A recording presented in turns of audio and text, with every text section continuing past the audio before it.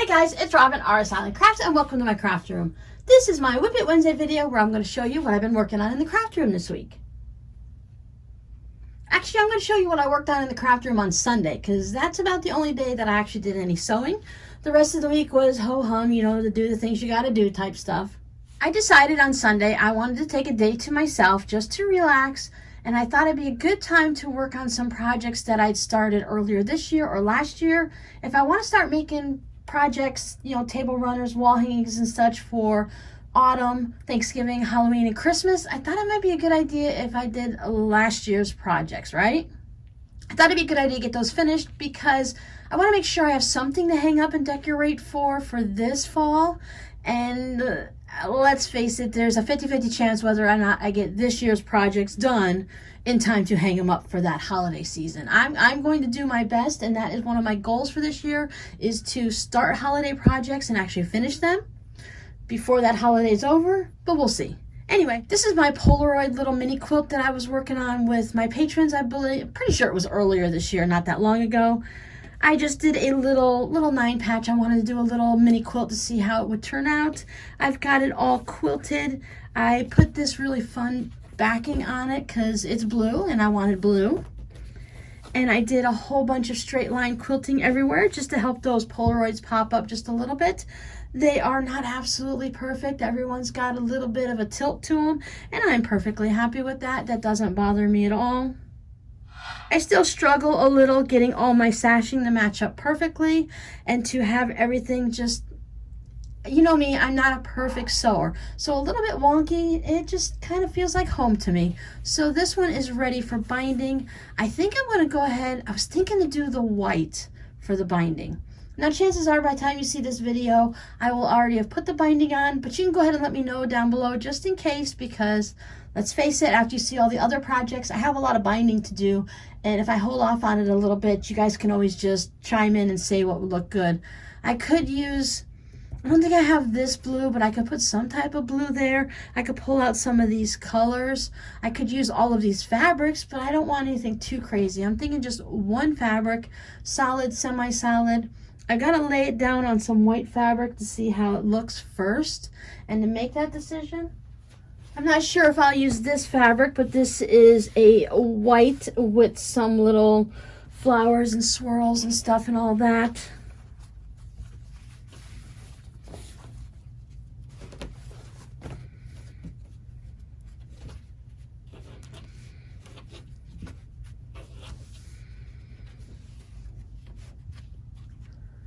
I don't know, it pulls out that white and stuff, but I'm not really sure. So I'm going to lay a couple other colors down to see. Like I said, I don't want to put anything novelty there, so I'll find something. And here's a little stack of the little mini quilts we were doing last year around Thanksgiving and fall. And we were talking about making turkeys into Dresdens. So I have this guy, he is all quilted. We did the quilt applique quilting, that's what we did. We did a little applique quilting on this so that we appliqued these pieces down and quilted it all the way through. This has polyester batting in it, and I just wanted to use up some that I was given to see if I like it. I already kind of knew I didn't like it in a quilt, so I thought, well, I have it. Let me see how it does for a small project. And to be honest with you, I don't like it. I don't like the puffiness of it for the quilting and stuff like that. It was fine for the applique quilting. Maybe as a small project where it's not too much leftover space, empty space, it would work as a quilt as you go, but I'm not a fan of it. I did use it, and if I have a little bit left, I'll probably use it up some more, but my go-to is always going to be the thinner cotton. I'm sure I'm going to try bamboo and fall in love with it, but that's also a thinner one, so anything that's thin and not poofy is going to be my batting of choice. I don't know if I had a little red gullet thingy guy pulled onto it. I'm going to put links up there best if I can find all these videos for you guys, so in case you want to go back and see them and make any of them. I know I need to put some eyeballs in it, but I feel like he should have that little red hanging dingling-dongy thing there that the turkey's got. But ready for binding. Then we did a pumpkin series, and we did the same thing. We were learning how to make our pumpkins and applique it and applique quilt it. So I have a variety of techniques. This one is once again applique quilted. I really like the tall, skinny pumpkin, and I love that it has these spaces in it. Now, these patterns are going to be linked in the videos, and if not, I will go ahead and put links to them. I'm sure I can find them somewhere. I love the empty space. All of this fabric I picked up on a shopping trip to Joann's last year around this time. And I just went ahead and stuck with the fall leaves on the back. It's not a color match, but it's fall leaves and it's on the back. And if it's going to be a mini wall hanging or something like that, it's not that big of a deal. And then we did the small pumpkins. So I have a tall one, a small one, and the tall one. And you're going to see why this is going to work like this and why I made this in a second when I show you the next project. This guy did not have the applique quilting. I just went ahead and appliqued them down. So we wanted machine applique on the pieces like that. We used fusible and stuff. I really just like this. I like this background that it has it's got like these creamy colors too, and it went really well with a variety of oranges. I think I picked up maybe 6 or 7 different. I think I ended up getting like 1/8 of a yard, because when you're doing pumpkins like this, if you just get that thin 1/8 of a yard, you can lay your fabric down on the width of the fabric. It doesn't have to be up and down this way. So for just a little bit of fabric, you can get a variety of them. You can get a 1/4 yard or 1/8 of a yard, and you can have several different pieces for a very low cost to do your projects like this. So this guy is also, he's just been stitched down. This guy is applique quilted. I did do the free motion wander all around. These two have the cotton batting in them. You can see how thin they are. And this one's got that poofy polyester. Now for binding, I was leaning towards a brown for these, just to give it that nice autumn feel. I don't want to bring in a green. I thought about it, then I'm like, no, there's no green in the project. So I can either do the brown or the orange. And it'll probably just come down to how much fabric I have. So there's those 3 pumpkins. And the reason they're in these little mini wall hangings is because they started out as a table runner. Then I thought, well, if we have a table runner, it would be fun to have the little wall hangings. So there are the 3 pumpkins all set up like that. These were all done with just the basic machine applique method with the fusible and all of that stuff. I didn't even take the fusible out of the center. I can still kind of feel it, but it doesn't matter with a project like this if it's just a little bit stiff. And I used the lightweight heat and bond, so that will go ahead and it'll soften up over time. But I love these 3 pumpkins together. This can work as a little table topper, a small table runner for like a kitchen table, or you can hang this up directly on the wall. I haven't decided yet, but I know I'm going to keep at least one of these, and the rest of them will go into the shop.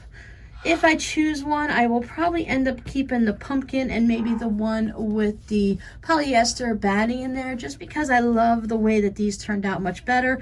I'd rather put those in the shop than to do this. And Mr. Quirky Turkey, he's just going to look good on my wall, right? So we'll see what I have for binding to cover them all. I will probably figure out the best option and use it on the table runner first. That way I know I've got enough for that one. And for the rest of these, it'll just be whatever. I think it would be fine too if I even just used the orange scraps left over from this and just had a scrappy binding. And that was it on the sewing department. As I said, I just spent Sunday working on all of that. I really had a nice, relaxing day. It was good to just breathe, just do something. Now, I got stressed out at first because I could not find those projects. I tore rooms apart. I cleaned areas I hadn't planned on cleaning because I had to tear everything down to look for it. And then all I had to do was just turn my head just around a little bit, and it was sitting in a little tray just waiting for me, and I'm like, oh yeah, I remember I put it up there so I wouldn't lose it. Those are my favorite famous last words. I probably should have a tattoo put on it. She put it there so that she wouldn't lose it, ... and then she never found it. I did work on the mitts. I am basically ready to get these finished up for this week. They are still sitting on the needles, but they just need to be cast off. I didn't want to cast them off. I was finished with them last night at about 11 o'clock, and I thought, go to bed or possibly make a mistake on knitting. So I chose to go to bed because it's not that big of a deal to go ahead, and boy, do these have that orange that pulls out of it. These are a bright red.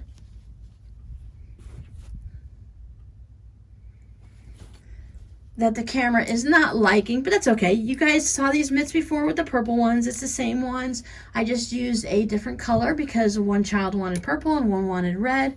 These are for birthdays at the beginning of September, so I am thrilled to have these done.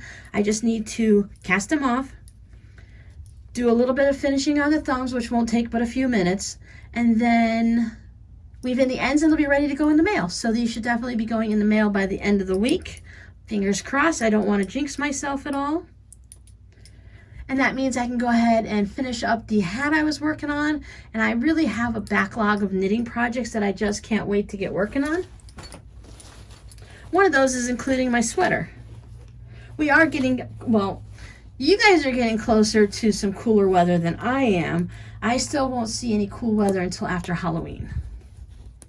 So that was my crafty week, and I can say, yes, I did get a lot done. I smashed a lot into a Sunday because I had to do all the quilting, and I did the trimming, and all the different things like that, and the projects were done. They just needed to be quilted, and it just felt good to get them done. Now, some of them were really quick with the free motion, but the blue one with the Polaroid quilts, that straight line stitching is why I love it. It sure does use a lot of thread and take a long time, but it's okay. I love the process. So the only thing I have left to show you guys this week is some fabric postcards that came in the mail. I am doing that swap over on Instagram, so I've been starting to receive some of them. I'm going to be receiving 5, and I've already received 1 so far, and then now these. This is a pattern from Sparkle Stash over on Instagram, who is hosting the giveaway. The swap. There are giveaways each week. Mine was, I have 3 things in the giveaway, and one of them was this past Sunday, so that was kind of exciting. I gave away a fabric salvage postcard. This one actually came through the mail as is. I can't show you the back because it has all of our addresses and the postage stamp, but it survived going through the mail as is, and I thought that was really great. I love this design. Sparkle Stash does a lot of paper piecing, and that's not quite my thing, but I can see how to do this in my own fun way, and I definitely love all the colors. And this one was from one of the swap people, but her mom actually made it, so I thought that was wonderful. Cute little flower with all the different layers, and everything's been stitched down on that nice bright yellow. This one came in an envelope, but I just got a couple threads I'll have to trim off, and that's no problem. That always tends to happen when you're doing these because it has raw edges, so you'll always get some type of a thread. See, solved that problem. Easy peasy, right? So there's that one. Now this is one that I just received in the mail. It's not from the swap. It has all these fun cactuses or cacti on it, and there's little hand embroidery for all the little nubby looking things that they have. What's fun about this one came in a clear envelope, the way I, kind of like I send mine out, but check out the fabric on the back. It's Texas postcard fabric. It has all the lines to write it. You can even see all the little cows and steers, the armadillo. I guess that's their bird. It's in their stamp, so maybe that's like their capital or something. I'll have to look that up. Oh, that one's a steer with their little longhorns. I think that's still called a steer, right? The longhorns. Anyway, I thought it was really great that it had the fabric that was probably come out. You could buy a yard or buy the yard or whatever, and then you just cut it out as each individual postcard with the stamp and everything. I thought that is just brilliant. And of course, I love the cactuses. Of course, cactuses and cacti are very popular right now. So what am I going to work on this week? This week is simple. I'm going to be binding all of those little minis in the table runner. And then, I don't know, I'm sure I can find something to get into, right? I have plenty of things to work on here. I'm trying my hardest to pull all these different projects out because I have so many that I want to start and I want to finish before I start.